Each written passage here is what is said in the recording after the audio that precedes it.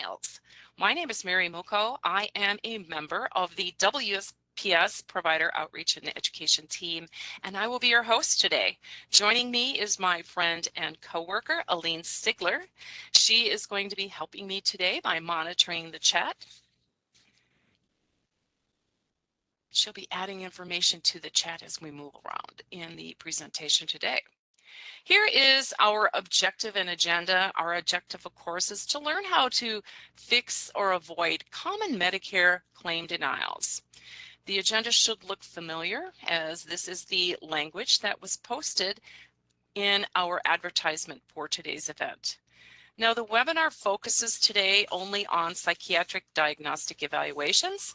That is with and without medical services.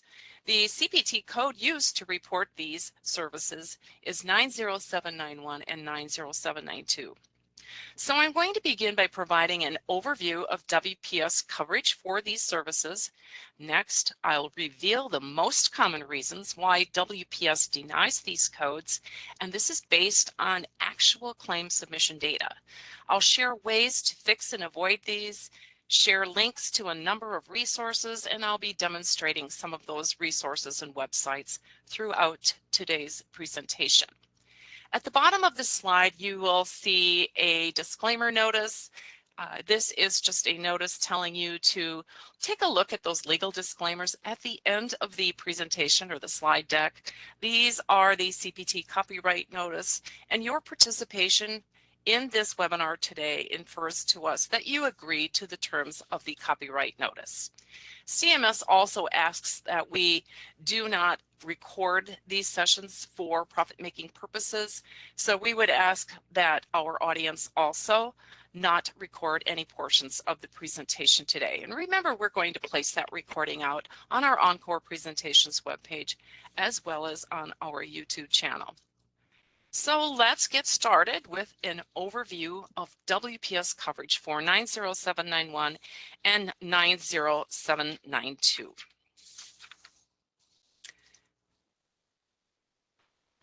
All MACs, including WPS, must follow laws and regulations. Now, the Social Security Act states that no payment can be made for items or services that are not medically necessary. And this is really the overarching criteria for Medicare payment. Of course, services would need also to be otherwise covered by Medicare. And some examples of what I mean by otherwise covered by Medicare is that in order for Medicare to make payment, the service must be rendered by an eligible provider. It must be rendered to an eligible beneficiary, and the service must not be a duplicate. So those are just some of those examples of what I mean by otherwise covered by Medicare.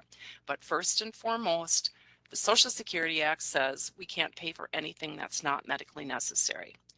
Now, the Code of Federal Regulations, or CFR, codifies the rules of coverage for government agencies, such as the Department of Health and Human Services, Centers for Medicare and Medicaid Services, or CMS. It is in Part 410 of 42 CFR that speaks to the coverage of the services by the provider types listed here on this slide that I'm showing right now on slide 4. I've embedded a link to the Code of Federal Regulations in case you care to take a look at those rules of coverage for those providers in the Code of Federal Regulations. You can also find CMS directives for mental health services, including 90791 and 90792 and other services in their internet-only manuals.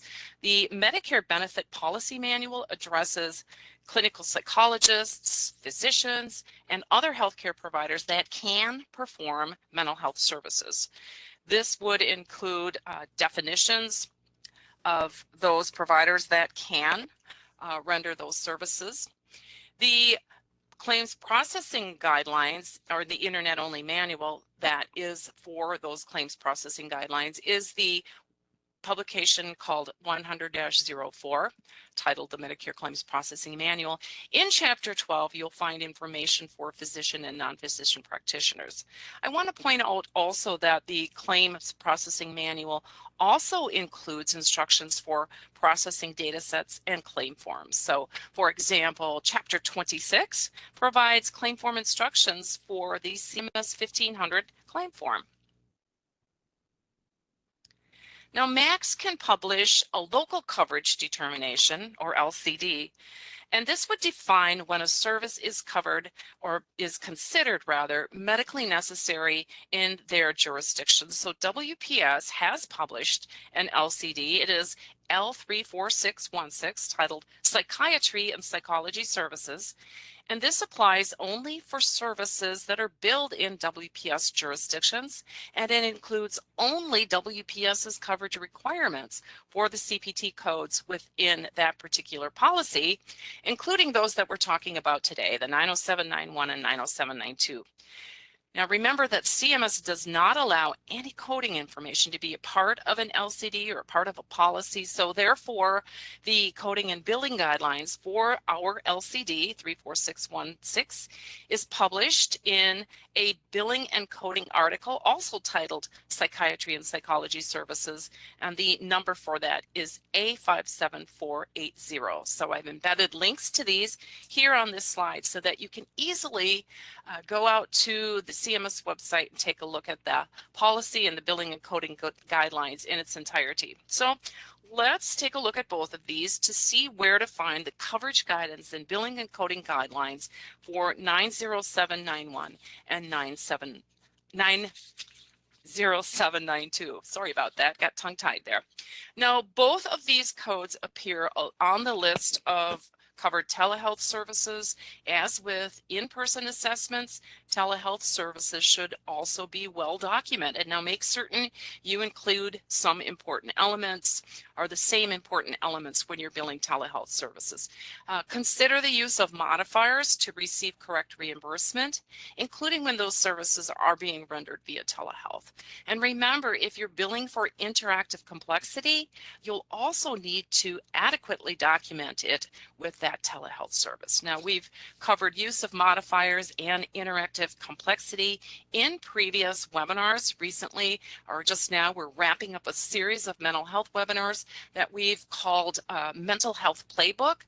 So you can view recordings of those past webinars on the Mental Health playlist that's out on the WPS YouTube channel. And I'll ask Aline to place a link to that playlist in the chat.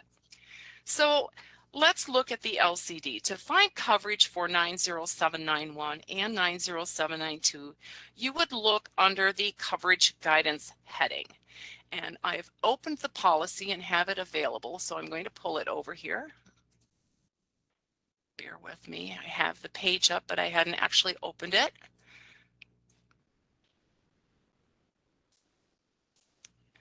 Hang in there with me. I'm having some technical issues, but I'm getting it pulled open right now. And here we are. Here's a look at the WPS local coverage decision, L34616. And one thing I want to point out to you, because I know that some of you actually prepare and submit claims for other MAC jurisdictions. One thing that, is kind of a simple rule to remember, when you're seeing a policy and you see the heading contractor information, give a click on that just to make certain that it is the jurisdiction that you want to be viewing, okay? Remember that local policies apply only to that MAC that published it. So this policy, 34616, titled Psychiatry and Psychology Services, is published and provides coverage guidance for only providers in these MAC contract areas, so in WPS jurisdictions. LCD information is found in the policy.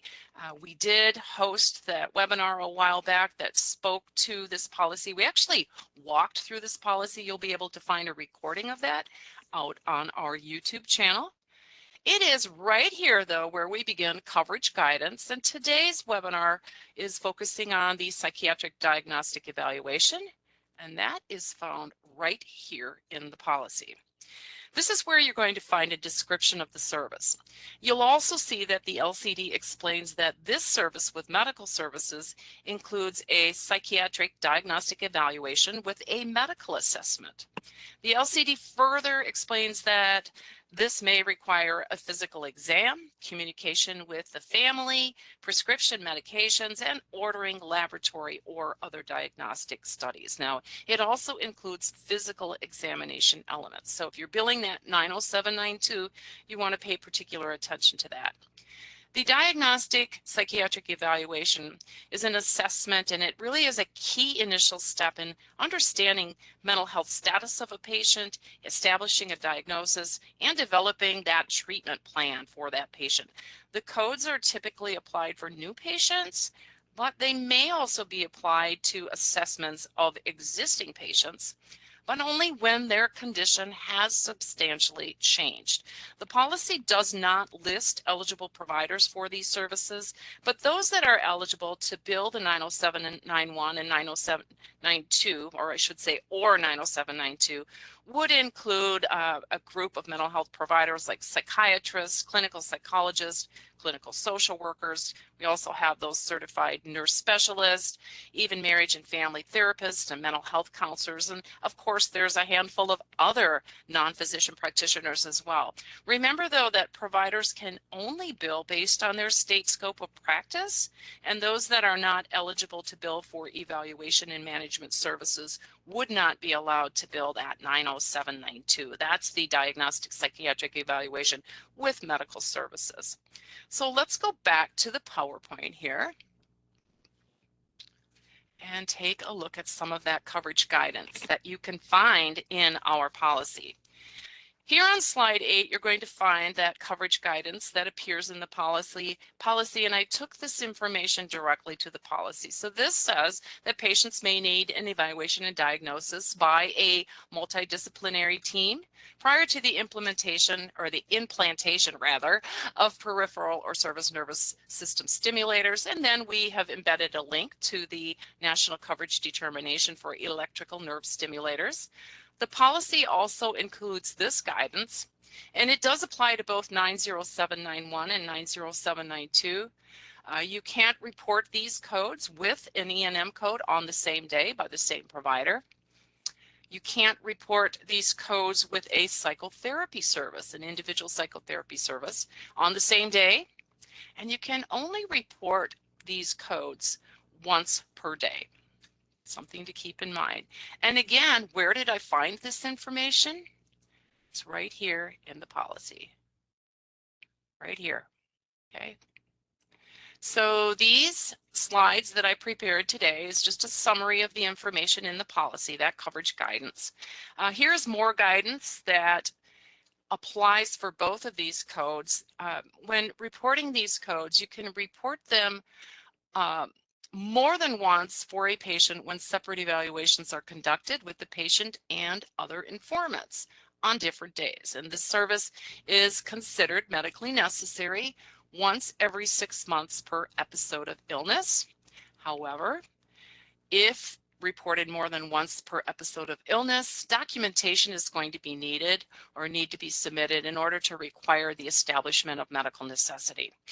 On those pre-submitted questions, those questions that you posed or made suggestions to include in this education today, when you registered, there was a list of them, and I did get multiple questions about why we would consider this only once every 6 months.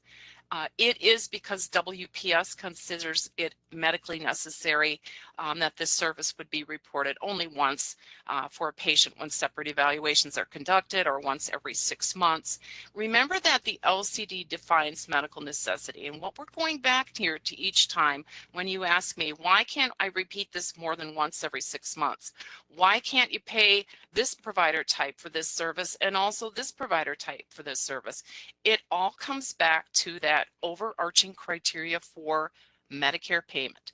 Social Security Act says no payment can be made for an item or service that is not medically necessary. Now, that's not to say that we would never pay for the service more than once every 6 months, or that we would never pay for 2 providers to receive this. This would mean that you would need to request an appeal and submit your medical record documentation to show Medicare why that service was medically necessary when someone else has already performed it. Okay, so that is the overarching criteria, and that, folks, is the reason why we allow this only once every 6 months. This policy does say in certain circumstances, family members or guardians, other significant others may be seen in lieu of the patient.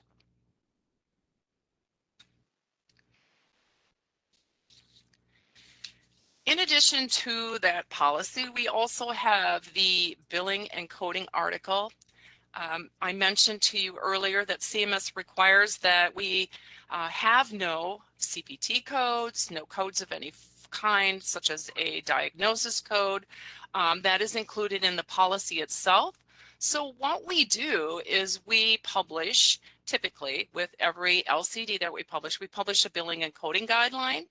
And that does include not only billing and coding guidelines that are published by the MAC, the Medicare Administrative Contractor, but also the codes, the coding information that would make a claim payable. So what I'm talking about here is this list of 25 codes that appears at the end of the coding and billing article. The group codes are 25 codes. See if this expands. No, it does not. These codes here, these 25 codes, which include the 90791 and 90792 right here. This group of CPT codes, the Group 1 CPT codes, goes hand in hand with the Group 1 ICD-10 codes. So these ICD-10 codes, and there's about 26 pages or 20 pages of codes that you'll find here, are those diagnosis codes that WPS considers show and meet coverage criteria for use with these CPT codes. Okay, so those 25 codes on the list up here are payable or can be considered for payment when these CPT codes are reported on the claim, or excuse me, ICD-10 codes, diagnosis codes. Okay, so something to keep in mind. Something I'll talk about later will reflect back to this. The billing and coding article also includes other information about the psychiatric diagnostic interview examination. It's right here under Section A. This billing coding article is what we sometimes call the companion article because it's the companion to the policy. If you're viewing the policy online, if you're already looking at the policy, you can quickly access the billing and coding guidelines because we typically embed a link to the billing and coding guidelines near the end of the policy. So this slide, slide 11, includes verbiage that was taken directly from that billing and coding article. So the highlighted information here in the billing coding article is what I'm covering next in the PowerPoint. So here in the billing and coding article, you can see, and it does apply to both codes, the 90791 and the 90792, that this service may be conducted once at the onset of an illness or suspected illness. The same provider may repeat it for the same patient if an extended break in treatment occurs, if the patient requires admission to an inpatient status for a psychiatric illness, or if there is a significant change in mental status requiring further assessment. In other words, is there information or documentation that justifies that we would pay this more than once within 6 months? If there's a significant change in the mental status, then the expectation of Medicare would be that that documentation would show this. It would show that there is a significant change in the mental status that does require further assessment. So these are those scenarios when we can pay more than once within a 6-month period. This says the same provider. I'm also talking about a different provider because remember, Medicare doesn't necessarily just because somebody else or a different provider type bills it, you're actually rendering the same service. It's the same service that the CPT description is describing. So whether it's by a social worker or another provider type, it really is the same service. So you would need to provide that medical record documentation to justify that it should be done more than once every 6 months, or that it is medically necessary. That's probably a better way for me to say that. Here's some more guidance that comes from the billing and coding article specific to 90791 and 90792. It does speak once again to that frequency parameter that we have for these codes. These may be reported more than once for a patient when separate evaluations are conducted with the patient and other informants, and so on and so forth. This is a repeat actually of some information that I covered a little bit earlier, because I moved back on the slides. Somehow or another, my slides flipped back, and I apologize for that. Let's talk about that extended break. This slide explains what WPS considers as an extended break. When people ask me about whether their situation would be one that qualifies as one that may be repeated more than once in 6 months, I refer them to this in the policy and in the billing and coding article are these sections that I've just talked about. The expectation, again, would be that the medical record documentation would support this if you're seeking payment for providing this service more often than once in 6 months. If you ask me, does this situation qualify? I can't tell you yes or no, because I don't have your medical record documentation that shows the justification or the medical need for that service being repeated more than once every 6 months. So when there is a policy, any type of policy, whether it's this policy or any other policy that WPS has published, what this means is that there's edits that are set to ensure that claims are processing correctly. This means that edits are in place to prevent payment for these services more than once every 6 months. So for these codes, it doesn't matter that the service was submitted by another provider. The policy states that this service can be conducted once at the onset of an illness or suspected illness, and if billed more frequently, the service is going to deny. The provider does have the right to appeal, in which case the documentation to support the medical necessity or that payment should exceed the frequency parameter, or payment should be made more frequently, would need to be documented or included in that medical record documentation. So here is more guidance that you can find in the billing and coding article. And this is another question that came up on the registration questions. The question was, can I bill a 99214 instead of these two codes? Well, there's a yes and no answer. You can't bill a 907, or you can't bill the E&M service in lieu of the 90791 because the 90791 has no medical evaluation component to it. But you can bill it in lieu of the 90792. And very often providers do just that. Those providers that are eligible to bill an E&M service frequently do report the E&M service in lieu of the 90792. You just need to make certain that all of the elements of an evaluation and management service are documented. Okay, you need to make certain that your coding supports the services that are documented in the medical record. So yes, an E&M service can be substituted for the initial interview procedure.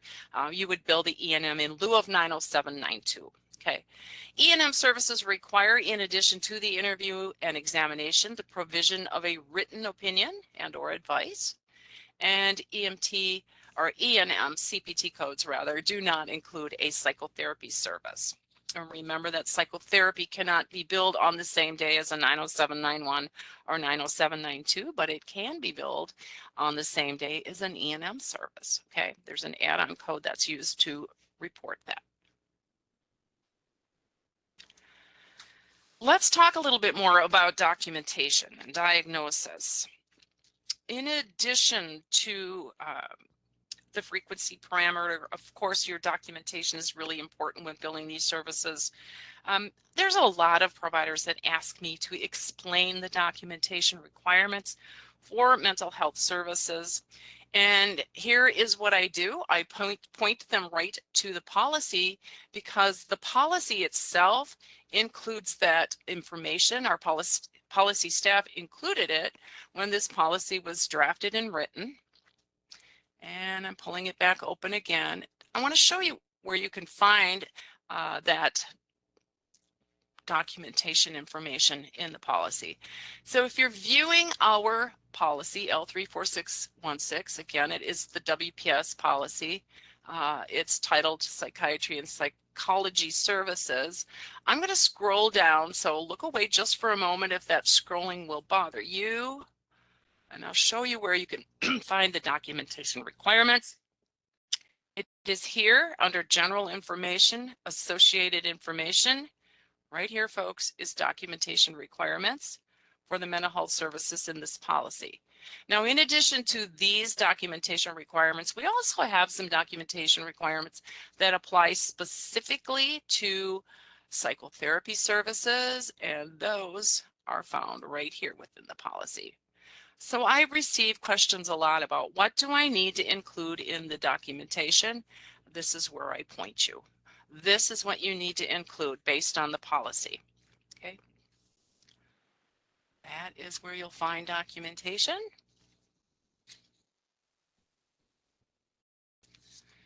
And again, if you're billing that E&M service in lieu of your initial service, then you need to make certain you document the E&M service appropriately, which means that all of the components of the evaluation and management are documented appropriately.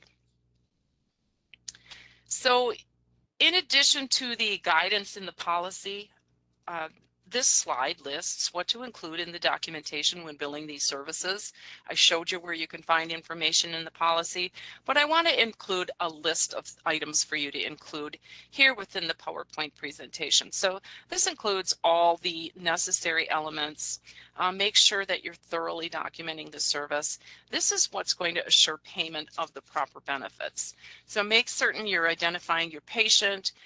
The information is in the records to show the presenting problem.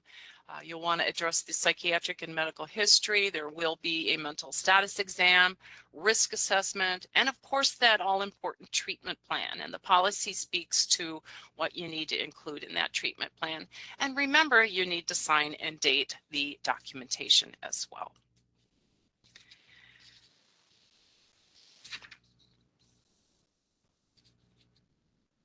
Now it's time to reveal the common reasons why WPS denies these codes, and these are based on actual claim data.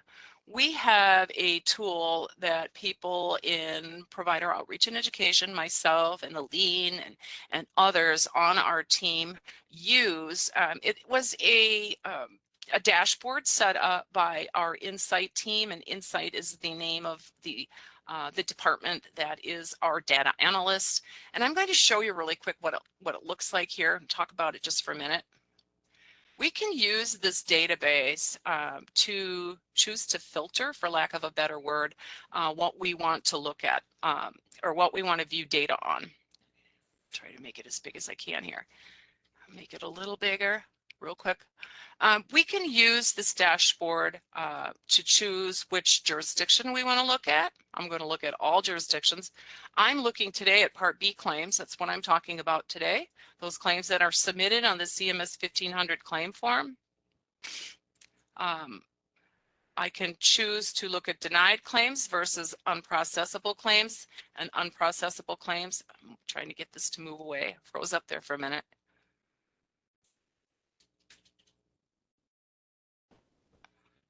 Oh, sometimes we just have to work with this technology. We can choose to drill down by state, by county. We can look at a particular CPT code or HCPCS code. I'm not certain why that menu keeps popping up there, but for today, I looked at 90791 and 9072 when I looked at this database because I wanted to see the top denial reasons. Let's say I wanted to look at a particular specialty like psychiatry. I could tell the dashboard that's what I want to see. I can tell the dashboard I want to look at social workers, so I would look at specialty code for social workers. You can see what a great tool this is for us at Medicare to analyze the data for denials and rejections. This is so very important because CMS is requiring that we create an education strategy that includes education to avoid or prevent claim rejections and denials. So we can take a look at this. We can actually look at trending of this data to see what was the claim count the current 3 months, what was the claim count the prior 3 months, and so on and so forth, to look at this data to see if the difference in claims, the claim percentage change, and the difference in that, whether it's going up or down. We can trend our rejections and denials to see where it is we need to provide education or for what codes. So that's what I used as the tool today. And I'm trying to get it to move, and it's not wanting to move. There it is. In order to talk to you about the top denials for CPT codes 907, 91, and 92.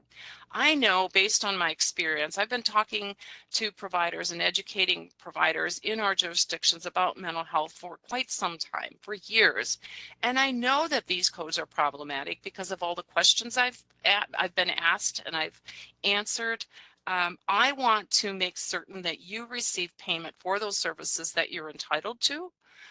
We have an obligation at WPS to pay claims correctly.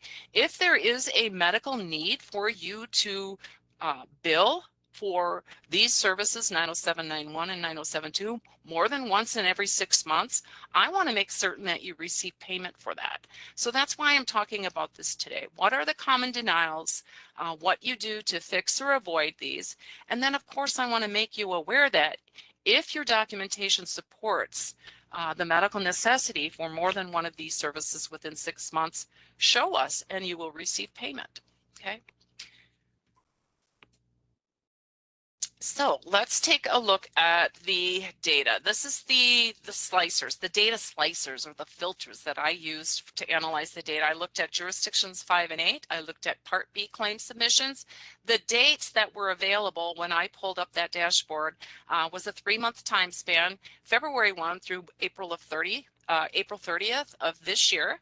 It was refreshed on May 12th. So just last month on May 12th, this data was pulled. And I looked at data for 90791 and 90792. And here is the reveal of the top 3 reasons for 90791 denials. And this is in descending order. The number 1 reason we, WPS, denied 90791 was for number 1, collection of fee for service during periods of managed care. Well, that's a little cryptic, isn't it? I agree. I sent this to our system staff and they verified what this means is that this patient has Medicare Part C. They have chosen a Medicare Advantage managed care plan, not traditional or original Medicare. So WPS does not process those codes. The number 2, or those are claims for that beneficiary rather.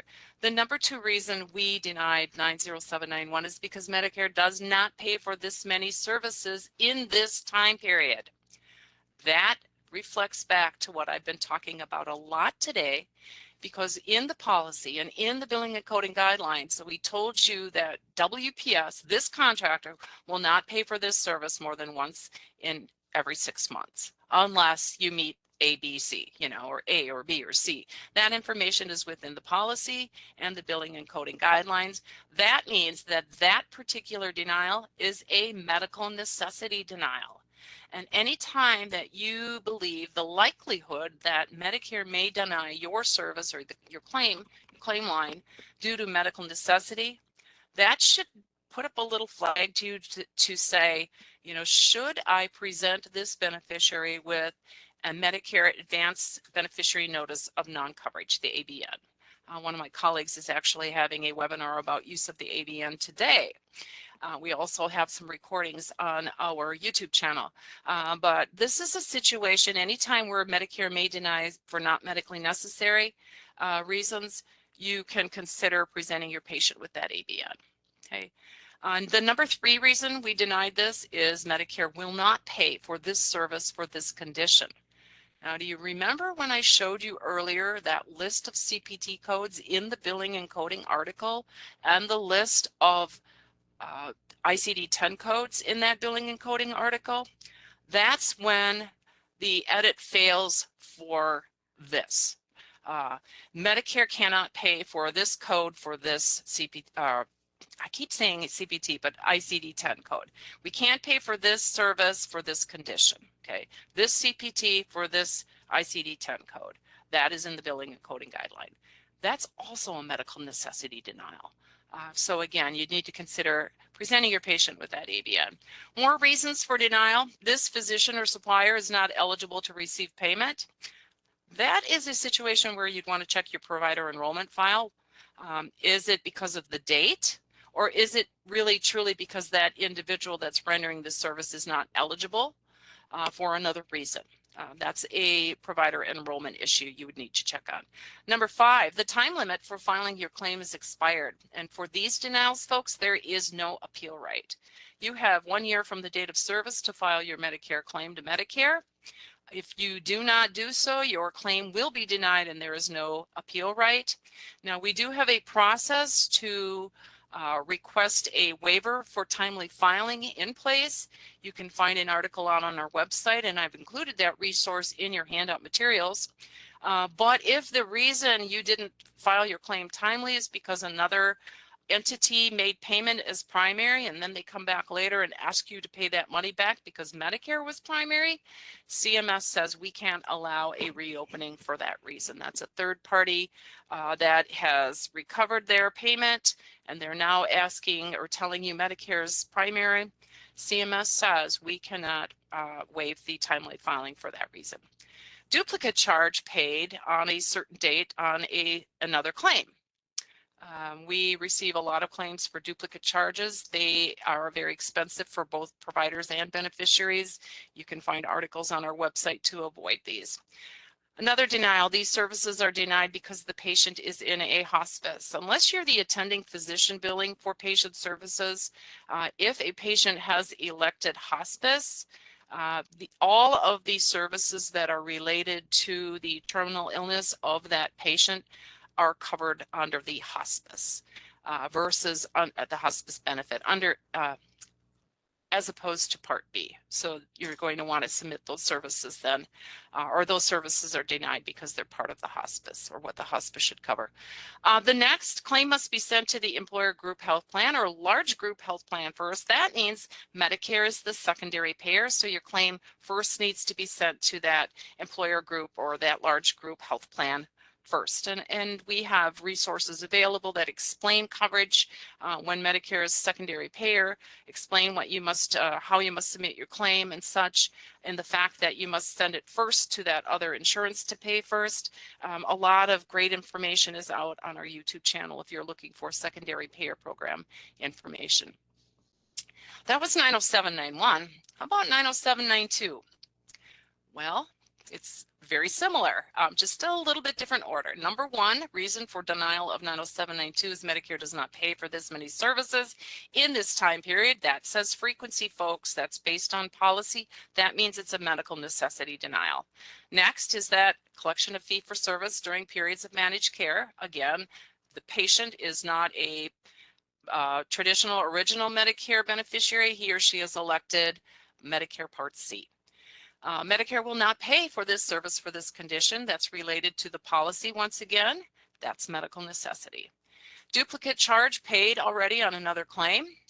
Physician or provider not, or supplier rather, not eligible to receive payments. Again, hospice. Again, timely filing. And look at number 8. This is a different one that popped up for the 90792. This is a denial because the charges were incurred during an incarcerated period. So the Medicare beneficiary was incarcerated or in custody in jail in the penal system. So what would happen here is that the expectation is that Medicare would not pay for those services at that time. There would be other means to have those services covered. Let's talk now about fixing or avoiding these denials. I've included a lot of this information for you so that you can avoid them in the future or fix them if they're happening now. One important thing that you need to remember is that you need to use the remittance advice to establish the status of a claim. We do have a helpful tool on our website called the Reason Remark Code Lookup, where you can actually enter a claim adjustment reason code or a remittance advice remark code that you find on your remittance advice and see the narrative explanation for why that claim denied. We also have our SecureNet Access portal that allows you to look up claim status, look why a claim denied. There's a more information button that you can click on that will provide more information related to a particular denial. We also have the IVR system, including the IVR operating guide. And I failed to mention that portal user manual, which is available on our website, which allows you to see illustrations of that secure side of our website. It has illustrations and step-by-step instructions for using it. And then we have the IVR operating guide too, so you can get more information about those claim denials. That interactive voice response system. So for denials, sometimes you can simply fix the error and resubmit it, but that isn't always an option. Sometimes you're able to use the clerical error reopening or CERP process. This is one that's used to fix minor errors or omissions, and I've asked Aline to place a link to our website resource. It's titled How to Request a Clerical Error Reopening. I've asked her to place that link in the chat, and this is a resource that explains this process, and it actually gives you examples of situations where you can and cannot use the reopening process to make fixes. The article explains ways to reopen a claim and the self-service option which is available to registered users of SNAP is the most expeditious. The next few slides will help you take actions to fix or avoid denials. And these are those that I'm going to go through rather quickly because I've talked about the denials already and what you can do to fix them. Here is links to chapters in the Internet-only manual that provide those requirements for completing and processing the Medicare claims. This is the CMS 1450 data set in Chapter 25, and in Chapter 26 is the 1500 data set. Verify patient eligibility. This pertains to those patients that have Medicare Advantage or those patients that are enrolled in hospice. If you're looking at patient eligibility and verifying this, this should decrease the number of denials you have for those claims. Here's some additional information about Medicare Managed Care. It explains the difference between Parts A and B and Part C. That hit the your top denials for these codes if the patient had that managed care plan. If you care to take a look at the policy and the billing and coding article, and I know a lot of you are already doing just this, this is a way that you can avoid some of those coverage or frequency denials because we have explanations in the LC that speak to the frequency. We also have those lists of CPT codes and the diagnosis codes that we consider medically necessary in the billing and coding article. So this should help you avoid some of those frequency and coverage denials. Another thing you can do to avoid denials for these codes is to ask questions. This will help you avoid coverage or frequency denial. Ask your patient, have you seen anyone else? Has anyone else looked at your mental health history? Are you discussing this problem with someone else? If you know your patient is a snowbird, ask if they've received services while they were gone, while they were out of state. Remember that it is your documentation that we're going to look at to justify whether or not this service can be allowed more than once every 6 months. And of course, you need to document all the time anyway. It doesn't matter if something's denying or not denying. We would expect the documentation would show the medical necessity for services, not just for those services that have those frequency parameters, but for all services. Your documentation must always establish the medical need for the rendering of that service. Provider eligibility was one that hit these denials. We talked about the fact that this provider wasn't eligible or certified to render the service. So these are steps you could take. Make sure you're keying the information on your claim correctly so that when we process your claim, it's being processed under the correct provider. Check your eligibility dates and your provider enrollment records to make certain that the date of service on the claim wasn't outside of your eligibility dates. Here is just that information or a reiteration of things I talked about earlier that pertain to timely filing of claims. And remember that claims that are not filed timely due to those third-party errors do not qualify for a waiver of timely filing. So says CMS. Okay. Here's some help for avoiding duplicate denials. Don't just automatically resubmit without establishing the status of your claim. If you use a billing service that automatically submits claims every 30 days, tell them to stop. It is considered abuse to do that. You need to verify the status of your claim before resubmitting it. Make sure you're billing appropriately. Make sure that you're reporting those appropriate modifiers on your claims. Sometimes a modifier tells Medicare, or within the claims processing system logic, sometimes a modifier can relate to Medicare or report to Medicare that this is the same service performed on the same day for the same patient. The same provider performed another service the same day. If that information is on the claim, it could eliminate us denying that service as a duplicate, because we know you're telling us this is a repeat service by the same provider on the same day, and so on and so forth. And again, remember to use the IVR and SNAP. Those are our self-service options for determining the status of your claim. Here's just a bit of information about billing services during a hospital election. If the beneficiary has elected hospice coverage, all of the services that are related to the terminal illness are not processed by the MAC. The services that are unrelated to the terminal condition still come to the MAC, but otherwise not. So you can find more information if you're getting those denials in a resource on our website, and I just clicked on this embedded link, so it's opening up right here for you. Talks a little bit about the attending physician, that he or she can still bill Part B services for a beneficiary who has elected hospice. Okay, so here's where you find that. I just wanted to demonstrate for you how easy it is just to use those embedded links to find information within the PowerPoint.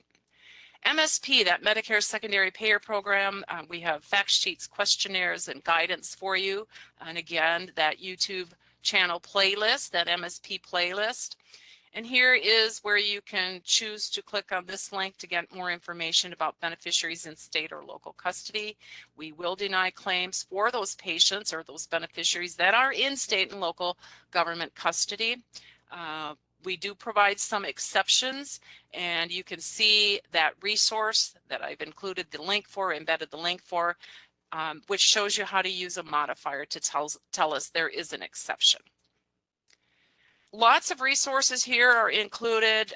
Claim denials information we have available on our website. We arrange these by denial category.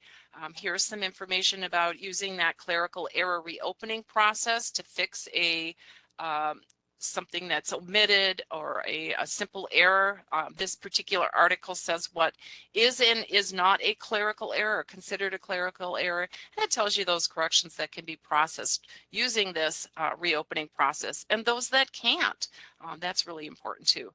Here is some information I've included about the appeals process. Now, I didn't advertise that I was going to talk about this, but whenever you talk about denials, you have to talk about the ways to fix them. And the appeals process is just that, especially for those services, those 90791, 90792 services that are being denied based on medical necessity or frequency. You'll want to take special interest in the appeals process, because if you have that documentation that would justify doing that service more than once every 6 months, or that your service was medically necessary, by all means, you can request an appeal. There's 5 levels of appeal. Level 3 and level 5 have amounts in controversy. That's a minimum dollars threshold you have to meet, but you can combine similarly denied claims and submit them together in order to meet that amount in controversy or that That's dollar threshold, if you will. This has for you the days you have to file that level of appeal and the days that that contractor or that entity has to render their decision and send notice to you. So this is one of my personal favorites because it has all the information, including those amounts in controversy for level 3 and level 5 right here in this wonderful flow chart that CMS processes. Careful at the end of the year because at the beginning of the year, typically those amounts in controversy are going to change. And here is just a little bit of information about overpayments that we've been sharing. It's a bonus slide we're currently sharing for awareness. If you discover an overpayment, you can return the funds or you can ask us to set up a request for that overpayment. And this slide is being shared to make you aware of options for those unsolicited overpayments, those that are discovered by the provider, not by Medicare. The preferred method, of course, is to use SNAP, our self-service secure net access portal. The other option, while not preferred, of course, is to use paper. So this slide includes embedded links to help you should you need to use one of these options to alert WPS to an overpayment.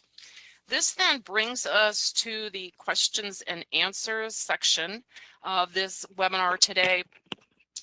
And I'm looking at a spreadsheet that shows me those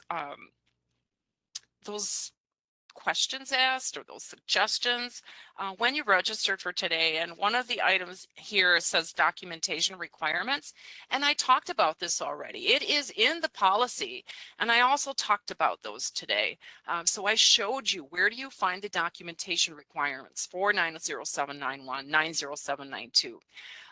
Other suggestions when registering for today's webinar were some services that weren't a 90791 or 90792. So I directly emailed the learner to let that learner know where she can find information about those digital mental health treatment services, kind of new back in 2025, a new service. So there's information available out on websites that pertain to that. So I helped that learner with that information. Another was, why are we denying this service if that evaluation is at a different facility? This all goes back and continues to go back to the overarching criteria for Medicare payment. The Social Security Act, not WPS, but WPS agrees. The Social Security Act says that no payment can be made for any Medicare service that is not medically necessary. So this is why we do deny claims if the evaluation is at the different facility. It is the same service being provided. Now, why is it medically necessary for you to provide the service if someone else has already provided? If your documentation justifies the medical necessity for that, submit your request for an appeal and we can consider payment. Again, modifier issues was raised. We didn't talk a lot about modifiers today other than for those situations when the beneficiary may be incarcerated. You'd want to notify us that yes, Medicare should pay for this particular beneficiary. But you can look to our YouTube channel and our modifier fact sheets. We have a lot of great information already published about the use of modifiers. If you're looking for telehealth modifier information, we've covered that in past webinars. So look to that mental health playlist and you'll find recordings of our previous webinars. Situations where psychiatric evaluation codes can be billed more than once every 6 months. Those were actually shown when I showed you the policy. I'm going to pull that back over here real quick. I got to get it opened up here on my other monitor.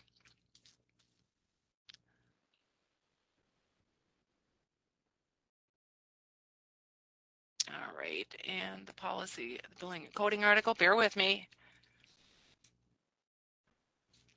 All right, so when you're looking at the billing and coding article, it says right here, if the same provider may repeat the same for the same patient if an extended break in treatment occurs, if the patient requires admission to an inpatient status for psychiatric illness, or for a significant change in mental status requiring further assessment. This contractor, WPS, considers an extended break as approximately 6 months. So this shows you those situations where we may consider payment again for these services, or more often than once in every 6 months. Okay, going back to the questions submitted during registration.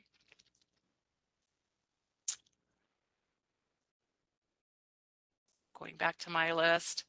If the client had a previous provider billed 90791 or 9072, that is independent of our practice and the client chooses to change providers, why is the new provider not eligible to bill 90791 or 90792?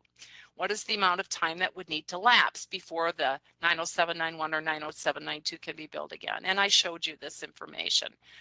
We pay this once in every 6 months, and it is based on medical necessity.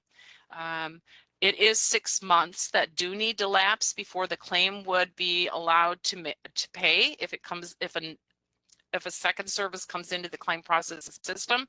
However, you can submit documentation, request an appeal, and show your medical document or your records, your documentation, the medical need for that service being rendered more than once every 6 months. It is the same service. Why is it that someone across town is rendering the same service that you're doing? It's the same service you're rendering for the same illness, for the same patient. That would be considered not medically necessary unless your documentation supports it. Can the 90792 be billed by psychiatric practice and a 90791 be billed by a behavioral health practice for the same or similar symptoms and diagnosis? And no, it's not medically necessary unless we have that documentation that shows it is. Rules for repeat billing, we've talked about that over and over during this webinar. How can we best educate our providers to prevent psychiatric diagnostic eval denials? Take a look at the policy. Make certain that your staff is aware of those specific sections of the policy and the billing and coding guidelines that speaks to coverage for this service. Share that, talk about it. Does the front end staff within your office or organization know to ask all those questions? Have you seen someone else? Is anyone else treating you for this? Have you talked about this problem with anybody else? You know, ask questions and share that with people among your organization. Can 99215 be used in place of 90791 and 90792? It can't be used in lieu of 90791 because that doesn't have the medical component, but it can be used in place of 90792 provided that the documentation justifies reporting on 99215. And of course, it would have to be a provider type that's eligible to bill that service. That's it for the pre-submitted questions. I'm going to just ask you, Aline, did we receive any questions in the chat that we haven't gotten to? Most of the things that are in the chat you have responded to, but we do have one. Can you clarify, is a start and stop time required for 90791? 90791 and 9072 are not time-based codes, so we do not require a start and stop time. That's a great question. I've never heard that one. And that was the only one that you did not already address, so thank you. All right. Thank you, Aline, and thanks to everyone for joining me today. I do want to talk just a little bit about a couple of things, and I know we're right at 11 o'clock, so I'm going to talk really fast. I gave you a lot of information in a small amount of time, but when you disconnect from the webinar today, you are going to be redirected to a CMS survey. I'm also asking Aline to add a link into the chat. I really hope that you will take a moment to provide feedback on how I did today. If you're watching this video as an encore, you're going to see a pop-up at the end of a webinar with a picture that says survey. And the redirect that you're going to get is going to look similar to what you see here on this slide that says external site. That is when you leave the webinar today. We hope that you know that this isn't spam, it's not malicious, it's simply a pop-up that presents and allows you that one last opportunity to take the survey today, right now. You can also use a link that you'll receive in an email that will be coming to you. Your feedback really does drive and lead to changes here at WPS. We added chapters to encore presentations in YouTube.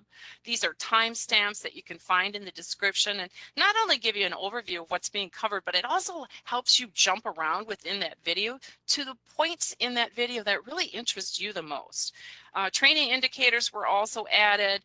We've added some events to our schedule based on those suggestions you've had for future education topics. Please keep them coming. If there is a particular CPT code you'd like information on about, what are the rejections and denials for these codes, let us know and we'll put that on our list of items to consider for future education.